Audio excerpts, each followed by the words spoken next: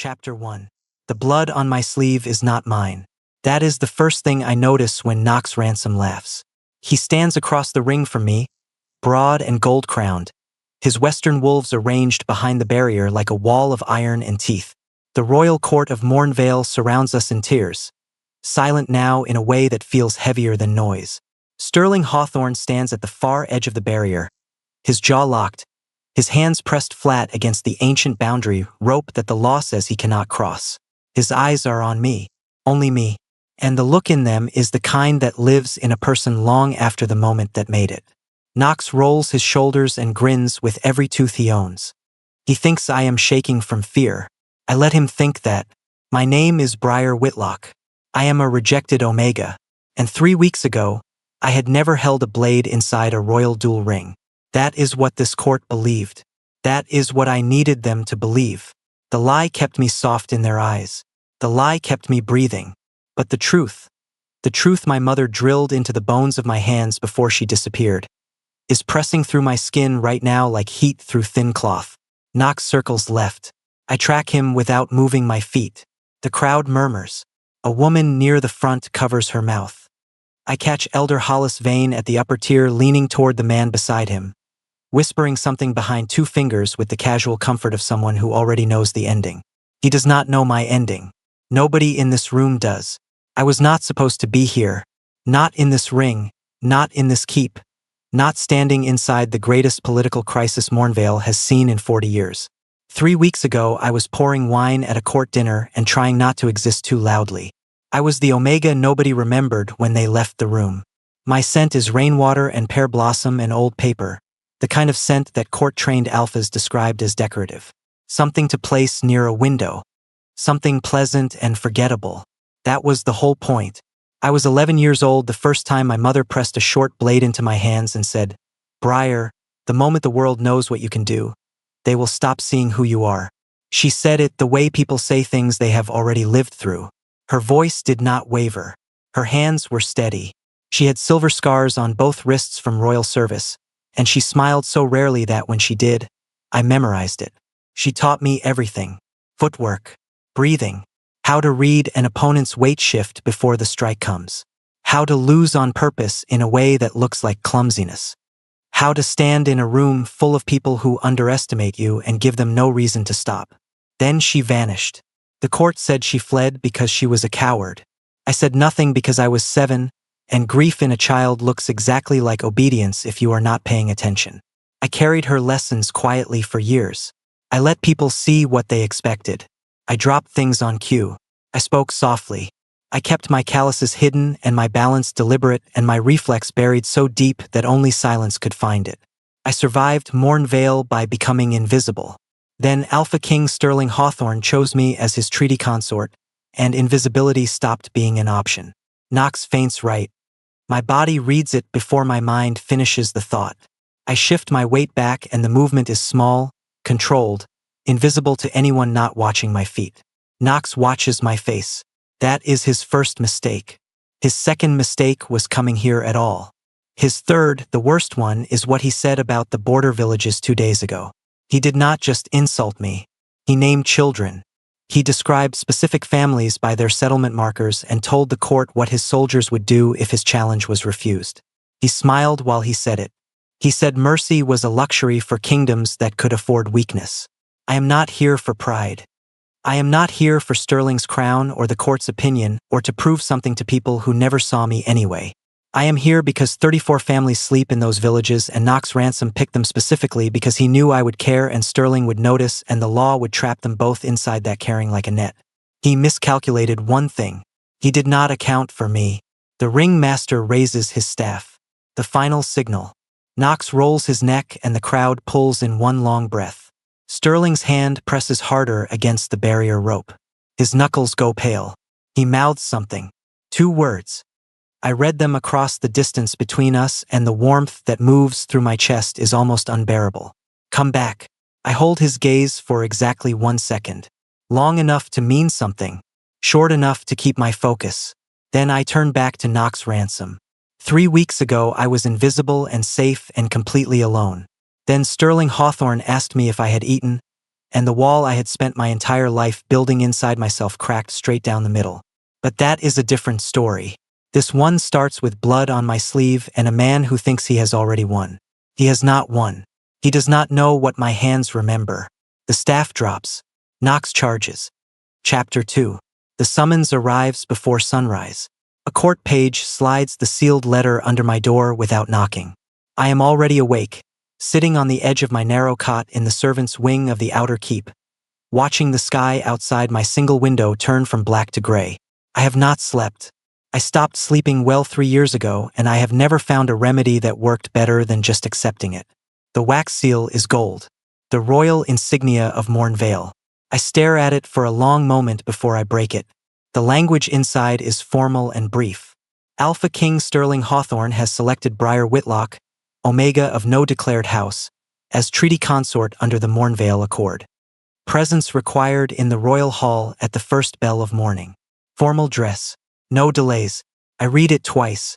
Then I set it down on my cot and press both palms flat against my thighs and breathe the way my mother taught me. Slow. Even. In through the nose, out through the mouth, until the body stops making decisions the mind has not approved. Treaty consorts are chosen from noble houses. Everyone in Mornvale knows that. They are chosen for political weight, bloodline connection, territorial advantage. They are not chosen from the servants' wing. They are not chosen from rejected Omegas with no declared house and a scent that court advisors once described in an official report as atmospherically pleasant but politically negligible. Something is wrong. I dress carefully. I choose the gray coat over the brown because gray disappears better in a crowded room. I keep my sleeves long. I lace my boots tight enough that my footing will be solid without looking deliberate. I practice my expression in the small, scratched mirror above my wash basin until it settles into something that reads as nervous and uncertain and completely overwhelmed. It is not hard to produce. Some of it is real. The royal hall is full when I enter. Nobles arranged in their tiers, advisors in their formal rows, guards stationed at intervals with the practiced stillness of people who have learned to look like furniture. The ceiling vaults upward in arched glass panels that flood the room with cold morning light. Everything in here is designed to make a person feel small. I keep my eyes slightly down. I count the exits. 3 visible, 1 behind the eastern tapestry that only the staff use. For guards at the main doors, 2 flanking the royal platform, 1 at each gallery entrance. The distances between them are not consistent. The gap near the tapestry is 11 feet wider than it should be. I file that away and keep walking. The whispers start before I reach the center aisle. They are not quiet about it. The court of Mornvale has never valued discretion over opinion. I hear rejected twice and no house, and Sterling must have lost his mind before I have taken 20 steps. A woman in silk near the second tier says something that ends in charity case, and the man beside her laughs in the particular way that means he agrees but wants it known that the joke was hers. I keep my face soft. I let my shoulders curve slightly inward. I look, to anyone watching, like a man who wishes he were somewhere else. I do wish that, but not for the reasons they assume. Sterling Hawthorne is standing at the far end of the hall beneath the royal crest when I finally let myself look at him. I have seen him before. Everyone in Mornvale has seen him before. His image is on the copper seal, on the ceremonial banners, on the painted panels above the east gate. I thought I understood what he looked like. I was wrong. The paintings do not include his scent. It reaches me before he turns, before he speaks, before I am anywhere near close enough for it to matter by any logical standard. Warm amber and pine ash and something underneath both of those things that I have no clean word for. It is the smell of a storm that has already passed. The smell of a room that was recently full of fire and is now just warm. It moves through me with a directness that is almost rude, and my Omega instincts respond to it the way a compass responds to north, without asking permission, without consulting the rest of me, simply and immediately and completely. I stop walking. I make myself start again. Sterling turns when I am 12 feet away. His eyes find me with a precision that tells me he already knew exactly where I was in the room. They are dark gray, his eyes, the kind of gray that is almost blue depending on the light. There is a silver scar that crosses the left side of his throat, thin and angled, old enough that the skin around it has settled into acceptance. He is broader than the paintings suggest, quieter, The room has gone still in the particular way rooms go still when the person with the most power in them stops moving. He looks at me for a moment with an expression I cannot categorize. Not contempt. Not pity. Not the measuring look that alphas usually use on omegas they are assessing for value. Something else. Something more careful than any of those things. He says, "Have you eaten this morning?" The question hits me somewhere completely unguarded. I have prepared, in the walk across the keep and the walk down the aisle, for a dozen different opening statements. Political language, treaty references, a public declaration with legal witnesses, some form of formal ownership framing dressed in polite words. I have prepared my face and my posture and my breathing for all of those things. I have not prepared for that question. My mouth opens, closes. I hear a stifled laugh from somewhere in the second tier. No, I say finally. My voice comes out steadier than I expect. Sterling nods once, as if that answer matters to him in a way that is completely disconnected from politics or treaties or the watching court. He gestures to a page at the side of the platform. The page disappears immediately. Sterling says, "That will be corrected." I stare at him. He stares back without aggression, without calculation, without the particular gleam that alphas get when they want something from an omega and are deciding how to take it. The ceremony begins around us. Words are spoken. Legal witnesses step forward. I move through it with the trained compliance of someone who has spent years being managed by other people's decisions. But underneath all of it, underneath every performed gesture and lowered gaze, one thought is circling. He noticed my hands when I reached for the ceremonial blade. I felt his attention drop there and stay there for exactly 2 seconds too long. When I set the blade down, I made sure it looked accidental. Fingers slipping. Poor grip. The blade tilted and fell, and the nobles laughed, and I bent to pick it up with the fumbling uncertainty of someone who has never held one. Sterling reached the blade before I did. He placed it back in my hands. Gently, without comment. But his fingers lingered at my wrist for half a second, and his eyes had shifted into something I did not recognize until I was walking back to my quarters 3 hours later. He had watched me drop that blade, and he did not believe it for a single second. Chapter 3. Someone has moved the furniture in my assigned chamber. I notice it the morning after the ceremony.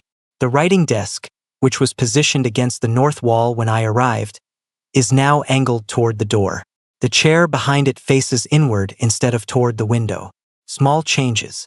The kind a person makes when they want clear sightlines to an entrance without making it obvious they want sightlines to an entrance. I stand in the doorway for a moment and breathe. Then I move the desk back. Not because I need the north wall. Because if someone is watching my room, and I have 3 separate reasons to believe someone is, then letting them see me notice their adjustments is worse than letting them believe their adjustments worked. My mother's first lesson was never let them know you know. I have been in Mornvale Keep for 11 days. In those 11 days, I have attended 4 court functions, 2 diplomatic dinners, and 1 formal introduction ceremony where Elder Hollis Vane suggested to Sterling, in front of 14 witnesses, that treaty consorts from houses of no standing should be seated behind the curtain partition during foreign visits so as not to create an impression of political weakness. Sterling said, "Breyer sits beside me." For words, flat and final as a door closing. Hollis smoothed his expression into something gracious and did not argue. But I watched his hands, and his hands told a different story. That was 6 days ago. Hollis has not spoken to me directly since. But I have seen him speak to 3 separate members of the court who have each, within 24 hours of those conversations, found a reason to be in whatever corridor I am walking through. I am being evaluated. I have been evaluated before. The difference this time is that the evaluation does not feel like curiosity. It feels like preparation. The court's mockery is a separate thing and a louder one. I have grown skilled at existing inside it without letting it touch anything real. Lady Corin Ashby told a dinner table of 16 people that Sterling had clearly confused sentiment with strategy. She said rejected omegas made better decorations than alliances and then looked directly at me to measure my reaction. I smiled and reached for my wine. She seemed disappointed. Commander Arden Flint is harder to manage. He is not cruel. That is the problem. He is watchful in the specific way that trained soldiers are watchful. Not hostile, not friendly, just recording. He catalogs. Every time I enter a room he is already in, I feel his attention move across me like a hand checking for loose threads. 3 days ago I was walking the inner courtyard after dark because I do not sleep and the night air was cleaner than the corridor air and I needed to think without walls close by. I took the route along the east garden wall, keeping to the shadow line, moving without sound out of pure habit.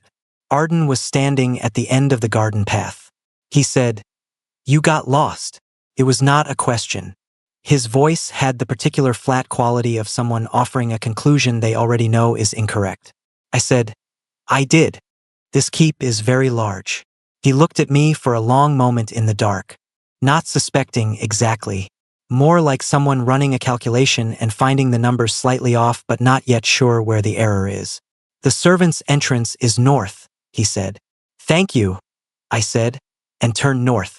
I did not look back, but I heard him stand there for another 10 seconds before his boots moved away. What Arden did not see, because I was already past the garden gate, was that my original route would have taken me directly past the council anteroom, where a light had been burning since the second night bell. The same light, the same window 3 nights in a row.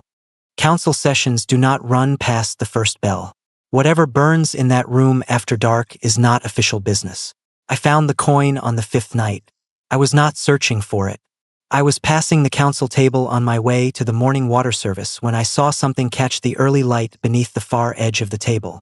Round and copper bright, but with an engraving I did not recognize immediately. I palmed it without pausing, kept walking, made it to the outer corridor before I opened my hand and looked at it properly.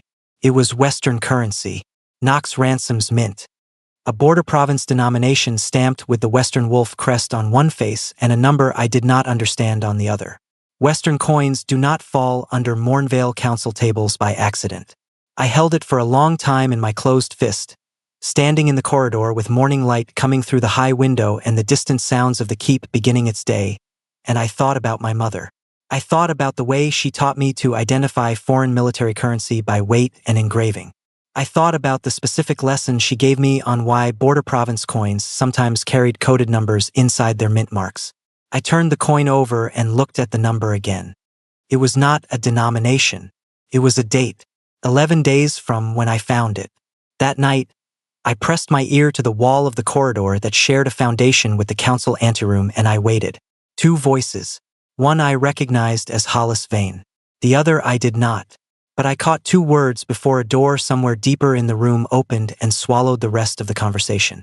"Knox is coming." I stood in that corridor for a long time after the voices went quiet. I thought about 34 families in border settlements who wake up every morning inside Sterling Hawthorne's protection and do not know that protection is being measured against a clock. I thought about Arden Flint finding me in the garden and telling me north was the servants' entrance.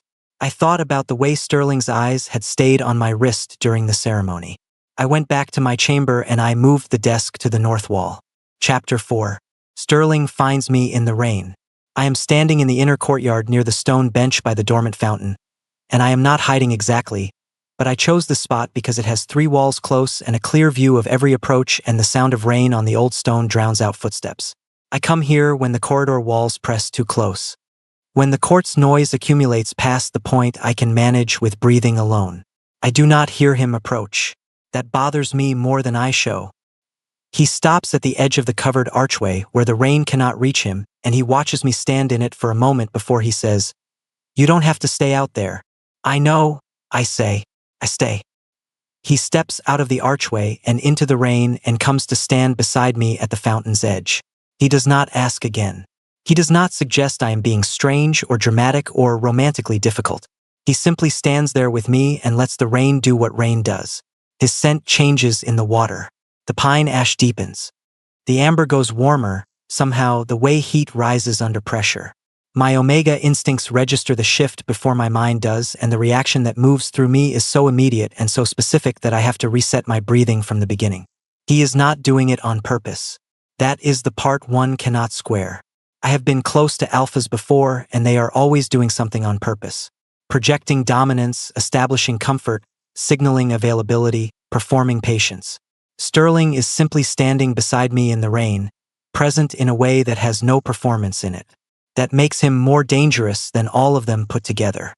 "You stopped the council from assigning me the East Corridor chamber," I say. The East Corridor chamber doesn't have a window. A lot of treaty consorts have lived without windows. He turns his head and looks at me with something quiet moving across his face. I know, he says.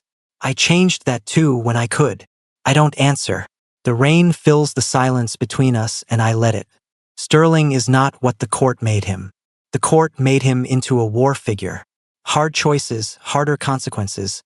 A king who ruled by the authority of outcomes rather than the warmth of his manner. And that version exists. I have seen it in council chambers and at the boundary negotiation table and in the way Arden Flint's whole posture straightens when Sterling enters a room. That version is real. But there is another version that the court does not know what to do with. The version that picks up a ceremonial blade and places it back in an Omega's hands without comment. The version that stands in rain because an Omega he barely knows is standing in it. The version that asks about breakfast with the same weight that other alphas use for territory demands. I do not know what to do with it either. You watched my wrist, I say. My voice is flat. I am not asking. A beat. Yes. During the ceremony. Yes. Why? He does not answer immediately, and I have been around enough powerful people to know that the pause is not evasion. He is selecting honest words, which is different. Because you dropped that blade the way someone drops something they are choosing to drop, he says. Not the way someone drops something by accident. The rain runs down the back of my neck and I keep my face forward and I breathe. That's a significant accusation, I say. It wasn't an accusation. His voice is even. I'm not sure what it was. We stand in the rain for another long moment and I am doing calculations that have nothing to do with exits or distances. I am calculating how much truth costs in this specific conversation with this specific person and what the exchange rate is and whether I can afford it. I cannot afford it yet. You said you would not force me to explain myself. I say. I said that. You meant it. He turns to look at me fully and his gaze is the kind that does not look at a face for what it shows so much as for what it is working to contain. I meant it, he says. I nod once. That is all I give him. He accepts it like it is more than enough. We are almost back inside when the gate alarm sounds. 1 bell, pause, 2 bells, which is the messenger code, arrival under distress. Arden appears from the inner corridor at a pace that is almost running but carries itself as something more controlled. He looks at Sterling first, then at me, brief and unreadable. Messenger from the south border settlement, he says. Arrived on foot. His horse didn't make it. Sterling's expression changes in a way I have not seen before. Something cold moves through it like water under ice, controlled and deep and very fast. Injuries, Sterling says. Burns on both hands. He says he was the only one who left before the soldiers arrived. The word soldiers lands in the courtyard air and the rain seems louder for a moment. I keep my face neutral, keep my hands loose. Inside, behind every managed expression and every deliberate breath, something is pulling itself into focus with the quiet precision of a blade being lifted off a table. 11 days from the date on the Western coin. That was yesterday. Chapter 5. Nox Ransom arrives at midday with 40 wolves and a smile designed for an audience. He rides through the Mornvale gate like the gate was always his, like the distance between a Western throne and this courtyard is a formality he agreed to observe out of generosity rather than law. His horse is too large for practical travel and chosen for exactly that reason. His cloak is deep crimson with border wolf gold at the edges. His crown is wider than Sterling's. Everything about him has been calibrated to say I take up more space than you have been given. I watch from the upper gallery with my hands wrapped around the stone balustrade and my weight settled evenly on both feet. Nox's scent reaches the gallery before he passes beneath it.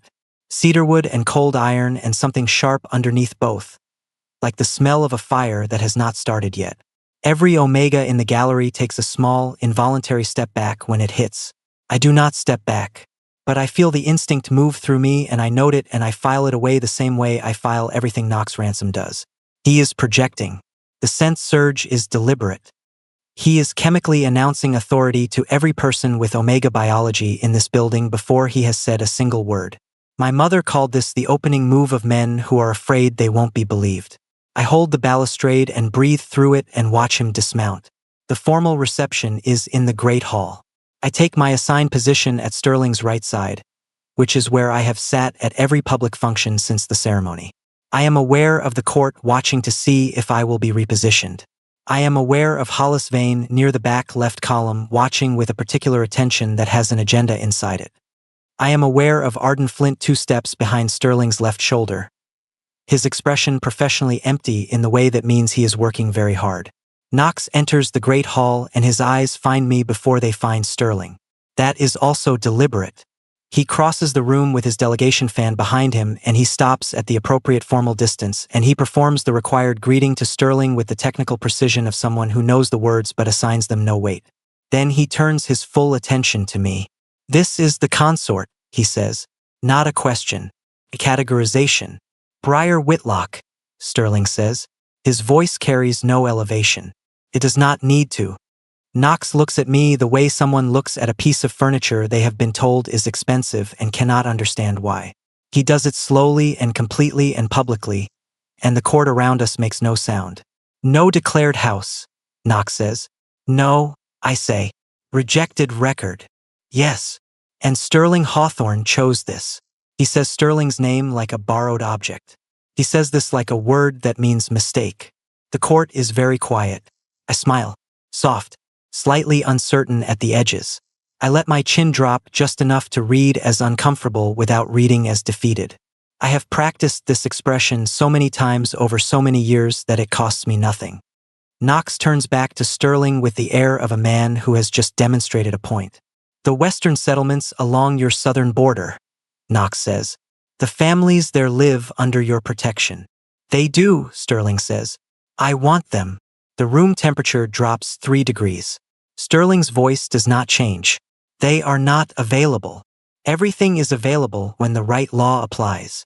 Knox reaches into his cloak and produces a folded document, and the way he has been waiting to produce it is visible in every movement. The Old Accord, Article 12. Any Alpha King may challenge the chosen consort of a rival Alpha King if the consort status is disputed. Rejection records qualify as disputed status. If the consort refuses the challenge, the Alpha King's claim over disputed territories weakens by treaty law. He pauses. If the Alpha King fights in the consort's place, the consort is declared unfit and the Alpha forfeits border authority. He folds the document with the care of a person who knows they will not need it again. "I challenge Briar Whitlock to a royal duel," Knox says, "under the Old Accord, in front of these witnesses." The silence that follows has a physical weight. I feel Sterling's presence shift at my right side. Not movement, something underneath movement. His scent changes the way it changes when something matters too much to be contained cleanly. "Briar is not," he starts. "The law does not require your consent," Knox says pleasantly. "Only his." Every person in the great hall looks at me. Knox looks at me last. And in his eyes, underneath the performance of a man who has won before he started, there is something that tells me everything my mother's lessons ever prepared me for. He is not here for me. He was never here for me. I am the lock. Sterling is the door. And Knox Ransom has spent months building a key from old law and border coins and one well-placed trader in a council room, all to open one thing. The border villages. 34 families. Sterling's voice drops low, meant only for me, below the hearing of the watching court. "Briar. Just my name. The weight of everything he cannot legally say inside it." I look at Knox Ransom standing in the center of the great hall with his crimson cloak and his borrowed law and his wolves fanned out behind him like a sentence he has already written. Then I look at Sterling. His jaw is tight. His eyes are asking something the law will not let him ask out loud. I already know my answer. I turn back to the hall and I open my mouth and Elder Hollis Vane, standing near the back left column, lifts 2 fingers to the man beside him in a motion so small and so fast that almost no one would see it. My mother showed me that signal once. She told me what it meant. It means the trap is already closed. Chapter 6. It means the trap is already closed. I hold that knowledge inside my chest and I do not let it change my face. Hollis Vane's fingers drop back to his side like nothing happened. The man beside him nods once, almost imperceptibly, and neither of them looks at Knox Ransom directly, which is exactly what you do when you have already arranged something and do not want to be seen confirming it. I have seen enough arranged things to recognize the pattern. I look at Knox. I look at the document in his hand. I look at the 40 Western wolves positioned near the hall entrance with the casual arrangement of men who were told where to stand before they arrived. Then I say, clearly, in front of every witness in that room, I accept the challenge. The sound that moves through the court is not a gasp. It is something more complicated. Part disbelief, part hunger, part the specific satisfaction of people who came to watch something break and are now confident they will get it. Sterling goes completely still beside me. Knox smiles. It is the smile of a man collecting something he already owns. The formal response protocols begin. Legal witnesses step forward. The ringmaster is summoned. Dates and conditions are spoken into the record. I stand through all of it with my hands loose at my sides and my breathing even and my mind already somewhere else entirely. That night, long after the hall empties and the Western delegation retreats to their assigned quarters, Sterling comes to my chamber door.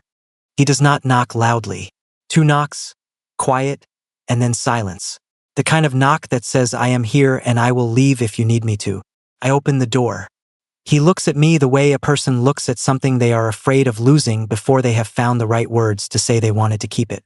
His scent fills my doorway immediately. Amber and pine ash and something underneath that is rawer than both. Like the wood of a door stripped of its finish. He says, "You don't have to do this." "I know," I say. "Briar." My name in his mouth sounds different than it does anywhere else. Lower, more careful, like he is aware of how much weight it is carrying. "Let me find another way. Give me 2 days. I will find something in the law that—" "There is nothing in the law," I say. Knox has been building this for months. He did not arrive with a loophole. He arrived with a finished structure. Sterling steps inside my chamber because I step back and let him. I close the door. The lamp on my desk is the only light and it makes the room feel smaller than it is, which is not entirely unwelcome. He stands in the middle of my room and looks at me and I watch him trying to find a way to argue with something he already knows is true. "If you refuse, he takes the villages," I say. "If you fight for me, you forfeit border authority and he takes the villages anyway." He built the law around both exits, Sterling. The only way through is the duel. The only way through is you dying in a ring, he says. The rawness in his voice is not performed. I have heard performed emotion from powerful men my entire life, and this is not it. This is the real sound. The one people make when the stakes become personal enough to bypass dignity. Something in me cracks along a line I did not know was under pressure. I have spent years making sure nothing cracks. I have kept everything sealed and managed and controlled because the moment something opened, the world would find a way to reach inside and use it. My mother taught me that too. She said, "Briar, they will call your openness a weakness and then use it as a door." But Sterling is standing in my room with his composure barely held together and his eyes asking me something his voice cannot shape into words. And I am so tired of keeping the door shut. "I need to tell you something," I say. He waits. I sit down on the edge of my desk because my legs feel less certain than I want them to. I look at my hands. The calluses on my right palm. The faint scar along my left index finger from a training blade when I was 13. "I am not helpless," I say. "I have never been helpless." Silence. My mother was Willow Whitlock. Before she disappeared, she was the greatest royal duelist Mornvale ever produced. She trained me from the time I was 11 years old. Everything she knew, she put into my hands before she was gone. I hid it because I watched what happened to Omegas who became useful in violent ways. They stopped being people. They became instruments. I refused to be an instrument. Sterling has not moved. "The drop during the ceremony," I say. "I chose that." "I know," he says quietly. I look up. "You knew." "I suspected. From the moment you walked into that hall and counted every guard in the room before you reached the center aisle." He says it without accusation, just truth. I did not ask because I meant what I said about not forcing answers. The crack inside me opens another inch. "I am afraid," I say, "and it costs me more than the duel will. Not of Knox, not of the ring. I am afraid of what I become if this is the thing that makes me visible. I spent my whole life hiding so the world could not turn me into something sharp and pointed. And now the only way to protect people I care about is to become exactly that." Sterling crosses the room. He moves slowly, the way you move towards something that startles easily. And he stops directly in front of me and he raises both hands and cups my face with a care that is almost unbearable. He says nothing for a long moment. He just holds my face and looks at me like I am the first true thing he has seen in years. Then he kisses me. It starts with almost no pressure. His mouth against mine like a question that already knows its answer, tentative and aching and restrained. Then it shifts. The restraint burns away and what replaces it is everything both of us have been holding back since a rainy courtyard and a ceremonial blade and a single quiet question about breakfast. His scent surrounds me completely. I stop managing my response to it. I stop managing anything. I press both hands against his chest and I feel his heartbeat and I give him the part of myself I have been protecting the longest. When he pulls back, his forehead rests against mine and his hands are still holding my face, and we are both breathing harder than either of us will acknowledge. I love you, I say. The words come out before I can contain them and I do not try to take them back. And I hate that it makes me want to survive this. He makes a sound that is not quite a word and pulls me against him and holds me with the careful, desperate force of someone who is very aware of how much time is left. Neither of us speaks for a long time. Then, against my hair, he says, "What if Knox refuses mercy?" I already know the answer. I close my eyes and I say it. Then tomorrow I become the thing my mother spent her whole life trying to save me from. Chapter 7. Morning arrives like a verdict. I dress before the sun fully clears the keep wall, pulling on the white dual clothes that were delivered to my door sometime before the 4th bell. No silk, no court embroidery, white linen, clothes fitted, clean. The kind of clothing designed for movement rather than impression. I lace the collar and stand in front of my mirror and look at myself for exactly as long as it takes to make sure my face is ready. It is ready. What is underneath it is a different matter. But the face is ready. Arden Flint is waiting in the corridor outside my door. He does not say good morning. He looks at me with the expression of a man whose calculation has finally resolved and the answer surprised him. "You knew," he says. "I know a lot of things," I say. He falls into step beside me without being asked. We walk the corridor toward the great hall and he does not speak again for a full minute, which I respect. Then he says, "I caught you in the garden the night the light was burning in the council anteroom. You did. You were not lost." No. Another silence. Our footsteps are the only sound in the corridor. "I owe you an apology," he says. "I spent 11 days reading you as a liability." "Most people do," I say. "I work hard to make sure of it." He absorbs that. Then he says, "Sterling is fine," I say, because if I let myself think about Sterling standing at the barrier rope this morning, I will not get through the corridor, let alone the ring. The great hall has already filled by the time we arrive. The court is dressed in formal witness colors. Knox's delegation stands in its designated block near the east wall, his wolves arranged with the same rehearsed precision as yesterday. Knox himself stands near the ring entrance in his crimson cloak, speaking to one of his advisors with the casual energy of a man who has already finished the work. Elder Hollis Vane is positioned at the upper rail. He sees me enter and his expression goes careful and closed in the way of someone resetting their public face. I look at him for exactly 2 seconds, long enough to let him know that I see him, long enough to make the knowledge land. Then I look away because he is not the priority right now. He will be a priority later. That is a promise I make quietly to myself as I walk across the hall floor. Knox turns when I am halfway across the room. He does not bother hiding the amusement in his face. He looks at my white dual clothes and my soft scent and my carefully held expression and he decides, in the way men like Knox always decide, that what he sees is complete. "The Omega actually came," he says, loud enough for the room. I stop at the ring entrance. I look at him. I do not look at Sterling, who I can feel at the barrier to my left the way you feel a fire when you are standing close to it in a cold room. "Before we begin," I say, "I am offering you a way out." The hall goes quiet. Knox tilts his head. "Is that so? Leave Mornvale. Withdraw the threat against the border villages. Return to your western territory and let the old accord challenge expire on the record as withdrawn. You walk away with your wolves and your crown and your life." The silence holds for a beat. Then Knox laughs. It fills the hall from floor to glass ceiling and has no warmth in it whatsoever. The rejected Omega is offering me mercy, he says to the room. He says it the way someone presents evidence. This is what Sterling Hawthorne has reduced the Mornvale throne to. He turns back to me and the laughter stops and something much colder moves into his face. You have nothing to offer me, Whitlock. You are a gap in a bloodline and a charity title, and the only reason you are standing in this ring is because the law let me use you as a lever. He says the word lever like it is the most honest thing he has said all week. And it is. I know. I say simply, I wanted it on the record that I offered. Knox's expression shifts slightly, just slightly, like a man who expected to knock something over and found it bolted to the floor. The ring master steps forward. The formal words are spoken. Sterling's legal representatives confirm the witness count. Knox's advisors confirm the Western delegation's acknowledgement of terms. The ring is sealed. Sterling moves to the barrier. I feel him before I see him, and I keep my eyes forward until the last required moment, when the ring master asks the consort to confirm willingness.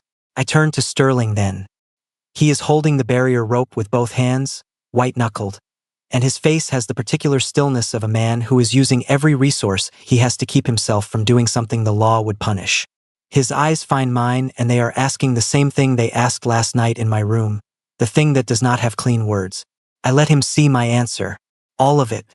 The fear and the choice and the love and the decision that came out of all three of them combined.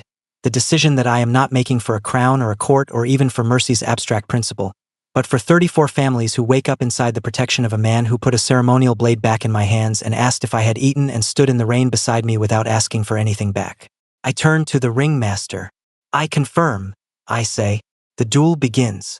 As I take my first step into the ring, I see it. The signal.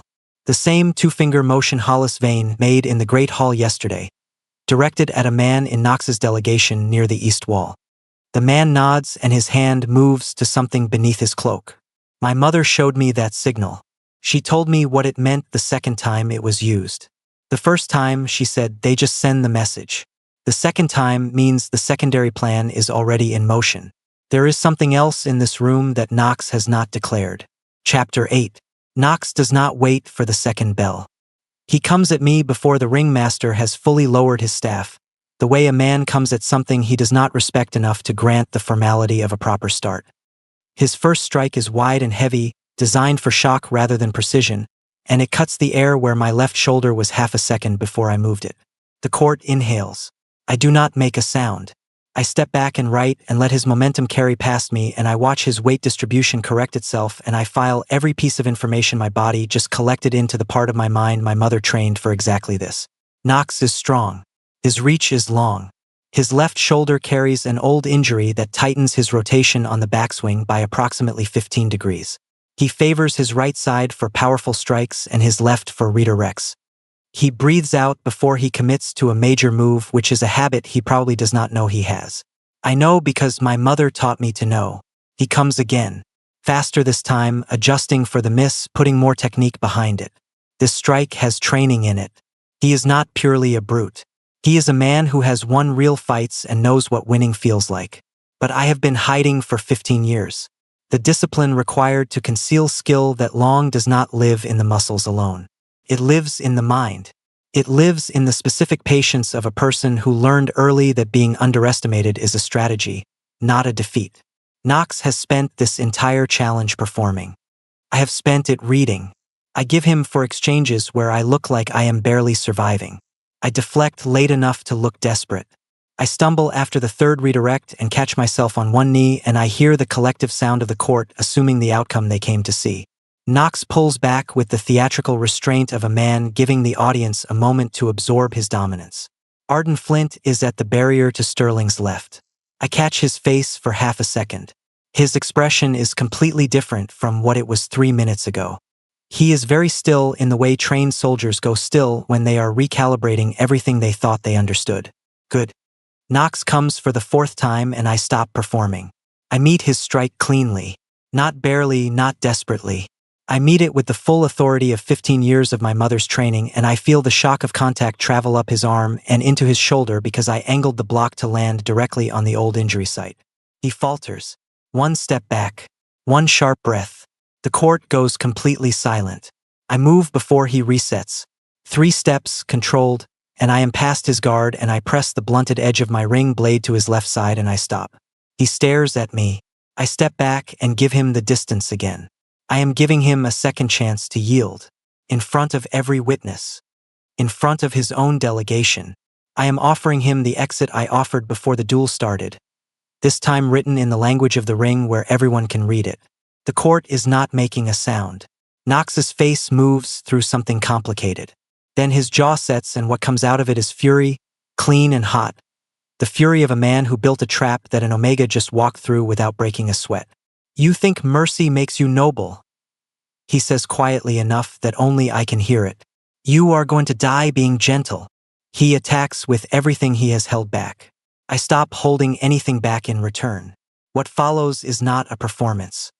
It is a conversation at the speed of trained bodies speaking to each other in the only language available. He pushes. I redirect.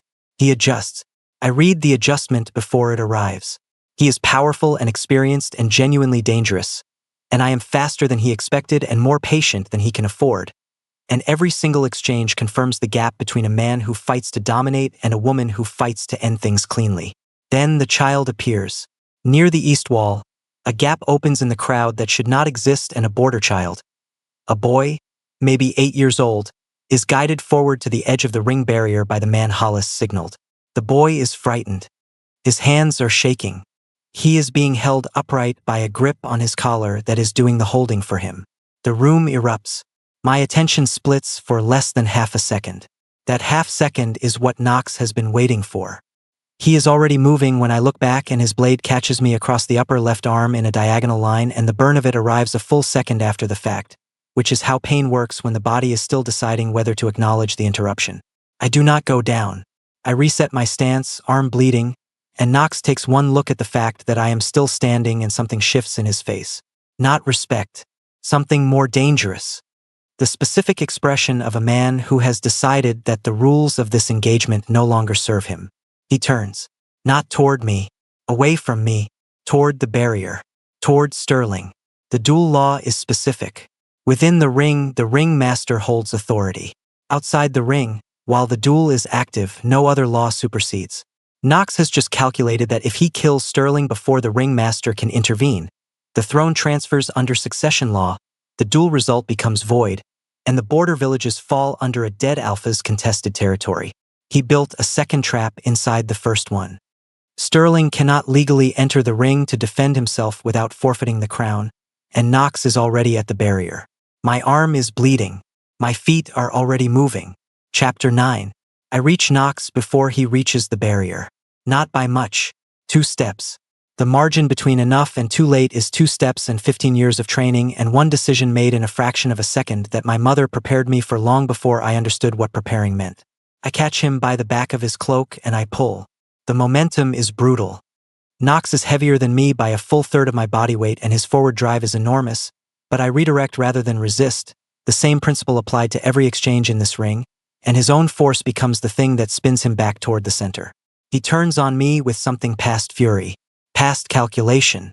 He has run out of patience for strategy. He swings the blade with his full strength and zero technique and I slip under it and come up inside his guard in the space that opened when he overextended and I put my elbow into his injured shoulder with everything I have. He goes down on one knee. The hall is completely silent. Knox kneels in the center of the ring and breathes through his teeth and looks up at me and his eyes carry the specific expression of a man arriving at the moment where everything he planned is behind him and nothing useful is in front. I stand over him with my blade positioned and my bleeding arm at my side and I give him the last offer. 3 seconds. I count them deliberately, long enough to be real. He spits at my feet. Then he surges upward and past me toward the barrier and toward Sterling. And in that moment my mother's voice is clearer than anything else in the room. She said it to me on a cold morning when I was 14 and she was teaching me the final form and I asked her what I would do if I reached the moment where mercy had run out. She said, Briar, when someone chooses cruelty over every exit you give them and innocent people are behind you, then protection is not violence. It is love with a different shape. I make the choice. The strike is clean and fast and exactly what she taught me. Nox Ransom falls forward and does not get up, and the sound his body makes against the stone ring floor is the sound of a trap closing on the person who built it. The ring master raises his staff. The duel is over. The court does not make a sound for a long time. Then something happens that I did not plan for. It starts in the lower tier, a single person standing, and it moves upward through the assembled court in a slow, uneven wave that is nothing like celebration and everything like reckoning. They stand not because they are cheering an Omega who won. They stand because they are ashamed that it took this to make them look. Sterling is through the barrier before the ringmaster finishes the closing words. He crosses the ring floor and he stops in front of me and he goes down on one knee, and it is not theater. It is not political framing. It is a man who was wrong about what protection meant and has just watched the cost of that misunderstanding written in a dead king and a bleeding arm and a court standing in silence that should have come years earlier. He says, "I thought I was protecting you, but you were protecting the part of yourself this world wanted to ruin." I look at him kneeling in front of me in the center of the ring, and the feeling that moves through my chest is too large to have a single name.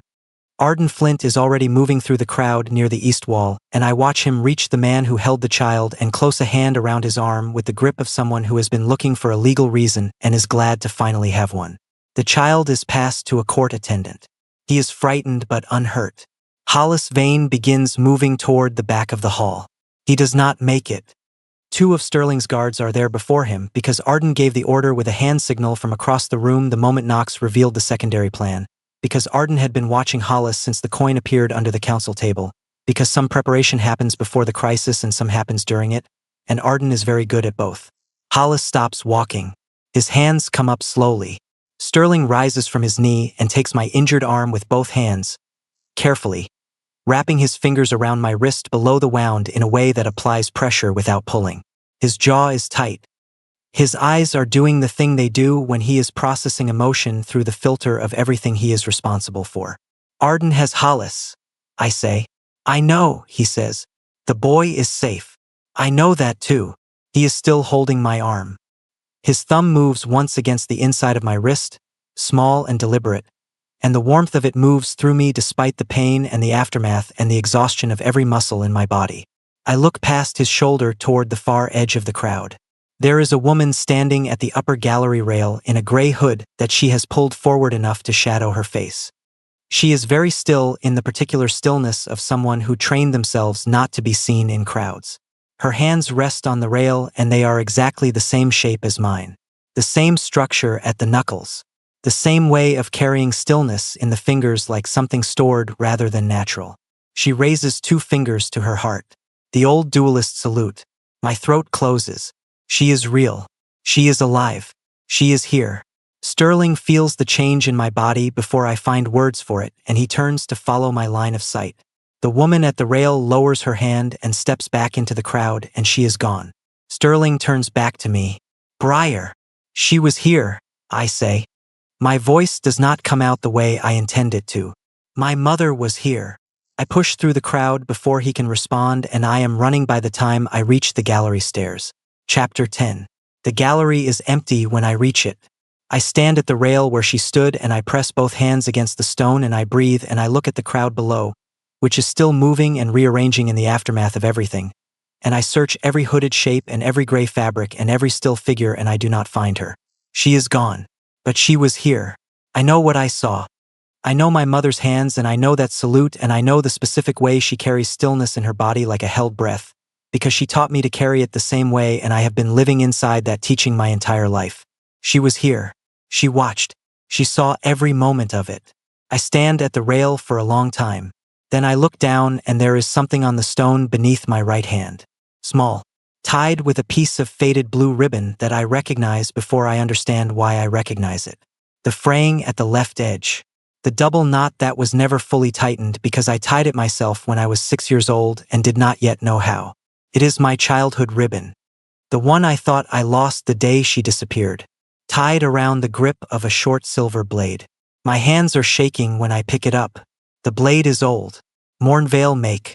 The kind that was issued to royal duelists before the program was formally disbanded 22 years ago. The grip has a seam along the bottom, barely visible, the kind of seam that only exists when something has been built to open. I press the base and it clicks and the grip separates along that seam, and inside, wrapped in a single piece of folded cloth, is a note. The handwriting is hers. I would know it in the dark. She is alive. But she did not come to save you. She came to warn you. The law that almost killed you was only the first chain. I read it twice, 3 times. Below that, in smaller writing, a second line. Knox was not the architect. Knox was the instrument. Find the name on the back of the coin. I reach into my pocket. The Western coin is still there. I have carried it since the morning I found it under the council table. I turn it over and I look at the mint mark on the back face, the one I read as a date, 11 days, which was correct. But beneath the date stamp, pressed into the metal in characters so small they require close focus and specific knowledge of old Mornvale press markings to read, is a name. It is not Knox Ransom's name. It is not Hollis Vane's name. It is a name I know. A name that belongs to someone currently inside this keep. Someone who sat in the gallery during the duel and stood when the rest of the court stood, and whose political position would have made Knox's victory enormously profitable in ways that had nothing to do with border villages. Someone Sterling trusts. I close my hand around the coin. Downstairs, Hollis Vane is in custody and Knox Ransom is dead, and the border villages are safe, and the court is beginning the slow, complicated process of understanding what just happened in their great hall. Sterling's healers are waiting for me. Sterling himself is waiting for me somewhere between the ring and the gallery stairs, and I know he is, the same way I know his scent in a crowded room and his breathing in the dark and the exact weight of his hands when they are trying to be gentle enough not to frighten me. I chose to stop hiding from him. I choose it again, right now, standing at this gallery rail with a coin in one hand and my mother's blade in the other, and a truth so large it changes the shape of everything I thought the story was about. I take the stairs down. Sterling meets me at the bottom. He takes one look at my face and does not ask immediately, which is one of the 1,000 ways he has learned to love me correctly in the span of 3 weeks. He waits. The border villages are safe, I say. Yes, he says. Hollis will stand trial. Public. With full witness record. Arden is already building the case. Good. I look at him. Knox was not the one who built the trap. Sterling's expression changes. I open my hand and show him the coin. I show him the name pressed into the mint mark. I watch his face move through shock and then a grief that is almost physical, because the name belongs to someone he has known for 15 years, someone he brought into his inner council on the basis of a friendship that was apparently very carefully constructed. He is quiet for a long time. Then he says, "How long have you known?" "For minutes," I say. "My mother left me the blade." He looks at me, then at the coin, then back at me with an expression that holds more things than faces usually carry at one time. "She is alive," he says. Not a question. She is alive, and she is somewhere in this city, and she is warning us that the royal dual law is one piece of something larger. A system designed to find powerful omegas and destroy them through legal mechanism before they can become a problem for the people who profit from omega powerlessness. The hallway around us is empty. The noise of the court is distant through the stone walls. His scent surrounds me, amber and pine ash and the storm warmth that I have stopped trying to manage my response to because there is no longer a reason to manage it. He reaches up and puts his hand against my face the way he did the night before the duel, and I lean into it because I have earned the right to lean into something. "We will find her," he says. "We will find all of them," I say.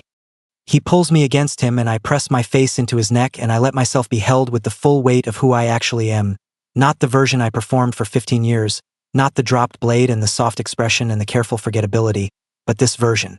The one who loves him. The one who buried her mother's lessons in her hands and carried them through every room that tried to make her nothing.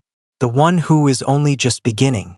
The lesson my mother gave me when I was 11 years old and she pressed a blade into my hands for the first time was not about fighting. It was about this. She said, "Briar, the world will spend your whole life trying to convince you that gentleness and strength cannot live in the same body. Do not believe it. The most dangerous person in any room is the one who is kind enough to offer mercy and strong enough to protect the people mercy cannot reach." I believed her then. I believe her more now. Knox Ransom is dead. Hollis Vane is in custody. 34 families will wake up tomorrow inside a protection that held. And somewhere in this city, my mother is alive and moving and leaving messages inside blade grips for the daughter she trusted to find them. The name on the coin is in my hand. The next chain is waiting to be broken. And the person who built it does not yet know that I am no longer hiding. If this story moved something in you, if Briar's choice to stay gentle in a world that demanded otherwise made you feel something real, share this with someone who needs to hear it. Subscribe and turn on notifications because the next story coming to this channel is unlike anything we have told before, and you do not want to arrive after it has already started. Drop your thoughts in the comments. Tell us what Briar's journey meant to you. Your words might be exactly what someone else needs to read today.